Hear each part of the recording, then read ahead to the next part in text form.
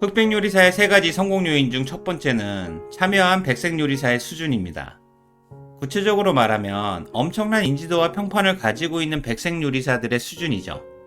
개인적으로는 이들이 왜 여기에 나왔을까라는 생각을 했으니까요. 게다가 의미 있는 것은 경력이나 평판, 인지도 등을 모두 무시하고 오직 맛이라는 단 하나의 평가 기준으로 경쟁하는 방식을 백색 요리사들이 수용했다는 사실입니다. 섭외가 엄청 어려웠을 텐데 말이죠. 당연히 백색 요리사들도 엄청난 용기를 냈고요. 이들이 여기에 왜 참여하게 되었는지에 대한 솔직한 인터뷰만으로도 꽤 괜찮은 내용이 될 것 같더라고요. 그만큼 놀라운 수준의 요리사들이 참여를 한 거죠.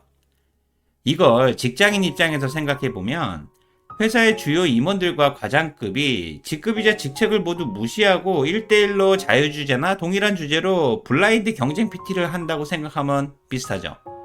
물론 회사에는 이런 일들이 절대로 일어나지 않고요. 있더라도 당연히 임원들 대부분은 참여하지 않죠. 경쟁에서 이기면 당연하고 혹시라도 지게 되면 평판이나 실력이 박살나잖아요. 뭐 좋을 게 있다고 참여하겠습니까? 하지만 상대적으로 과장들은 잃을 것도 없고 혹시라도 이기면 실력을 인정받거나 자기 브랜딩이 되고 절대 손해볼 것이 없는 게임이고요. 분명히 참여를 거부한 백색 요리사는 많았을 것이고 흑색 요리사는 모두가 참여를 했을 겁니다. 아마 참여 대상이 아닌 흑색 요리사들도 어디선가 소문을 듣고 참여해달라고 부탁을 했겠죠. 그만큼 백색 요리사들의 참여는 놀라웠고 그들의 수준은 더 놀라웠죠. 솔직히 아니 이렇게 대단하고 유명한 요리사들이 여기에 왜 나왔지? 라고 생각했으니까요. 예를 들면 대한민국 중식의 1인자로 인정받는 여경래 셰프라던가 대한민국 명장 안유성 셰프, 한식대첩 우승자인 이영숙 셰프, 그리고 스타 셰프인 최연석이나 에드워드 리 등이죠. 그래서 저는 평판이나 인지도가 엄청나고 평가를 받기보다는 오히려 평가를 해야 하는 백색 요리사들의 경쟁 참여를 이끌어낸 것이 이 프로그램의 첫 번째 성공 요인이라고 생각합니다. 아마 이 프로그램을 기획한 PD의 신뢰와 설득력이 엄청난 거겠죠. 흑백 요리사 세 가지 성공 요인 중 두 번째는 압도적 스케일과 실력입니다. 프로그램에서 할 수 있는 요리사의 맛과 실력이라는 기본에 극단적으로 집중한 거죠. 흑백 요리사는 요리 경연 프로그램 역사상 최대이자 압도적 스케일을 가지고 있죠. 그래서 경연 참가자들이 모두 놀라워하고요. 심사위원인 백종원도 40명이 동시에 요리하는 세트장은 구현이 불가능하다고 했으니까요. 어쨌든 세트장이 1000평이고 40명이 동시에 요리가 가능한 압도적 스케일 자체가 프로그램의 충분한 매력이 되었고 참여자들도 압도적 스케일로 인해 진행 방식이나 평가 결과에 설득당하게 되죠. 쉽게 말하면 요리사들은 압도적 스케일로 인해서 그저 그런 부담 없는 요리 경연 프로그램에서 너무나 진지하고 심각한 프로그램이 된 거고요. 게다가 첫날 바로 진행된 흑색 요리사 80명 중 20명을 선택하는 기준을 요리의 맛과 요리사의 실력에 올인함으로써 프로그램의 매력을 극대화했죠. 맛이나 실력이 없으면 그냥 탈락이고 살아남은 흑색 요리사들은 자신의 실력을 인정받게 된 거고요. 결과적으로 시청자들은 압도적 스케일과 요리사들의 실력에 완전히 매료된 거죠. 흑백 요리사의 세 가지 성공 요인 중 마지막 세 번째는 공정한 평가와 평가의 신뢰성 확보입니다. 흑백 요리사는 그 어떤 경연 프로그램보다 공정한 평가에 집중했고 평가자에 대한 피평가자들의 신뢰성을 확보했다는 사실입니다. 그래서 그 자체로 굉장한 차별적이고 매력적인 프로그램이 된 거죠. 앞서 이야기한 참가자의 수준이나 스케일, 실력도 분명 중요했지만 공정한 평가와 평가의 신뢰성 확보 자체가 너무나 매력적인 거죠.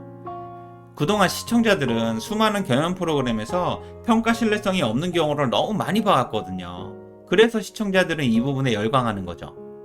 예를 들면 기존의 모든 선입견을 배제하기 위해 블라인드 심사를 하거나 백인의 심사 등으로 맛과 실력이라는 정성적인 주제를 최대한 공정하게 평가한 부분이죠.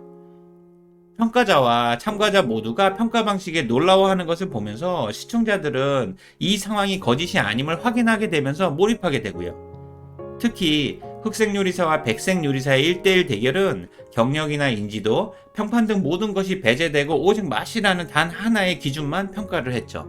결과적으로 잃어버릴 것이 많은 백색 요리사들이 더 당황해하면서 힘들어했고요. 그리고 심사위원은 너무 유명하고 실력 있는 백종원과 대한민국에 한 명밖에 없는 미슐랭 3스타 안성재 셰프였죠. 이 두 명의 실력이나 인지도는 피평가자들의 평가 결과를 수용하게 만드는 힘이 되었고요. 게다가 이들에게조차 맛을 최대한 공정하게 평가하기 위해서 눈을 가렸으니까 결과에 대해선 누구나 인정하게 되는 거죠. 특히 두 명의 심사위원의 의견이 갈릴 때 서로 협의하고 충돌하는 그 자체만으로도 이미 다큐가 된 거고요.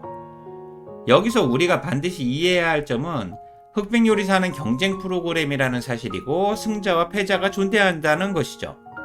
그리고 승자와 패자를 결정하는 평가 자체의 선입견이나 오류는 경쟁 프로그램의 근본을 해치는 거고요.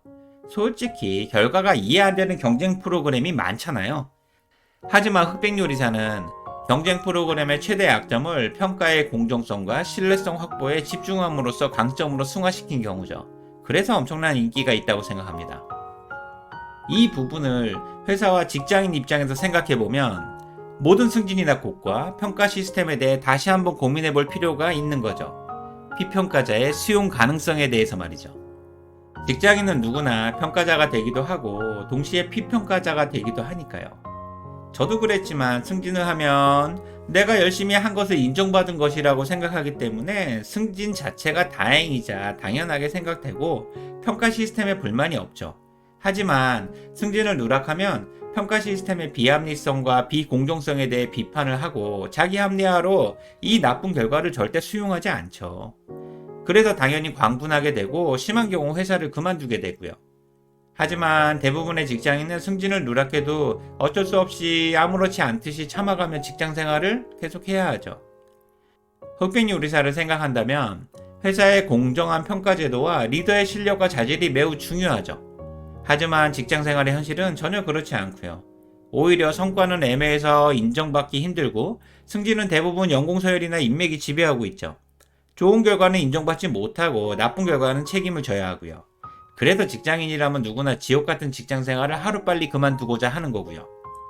어쨌든 모든 경쟁과 평가는 제도적 디테일이나 공정성도 중요하지만 피평가자의 평가 결과에 대한 수용 가능성이 가장 중요하죠. 그런 면에서 흑백요리사는 공정성과 신뢰성, 수용 가능성을 모두 잡은 거고요. 그러니까 더 발전된 시즌2가 기대되는 거죠.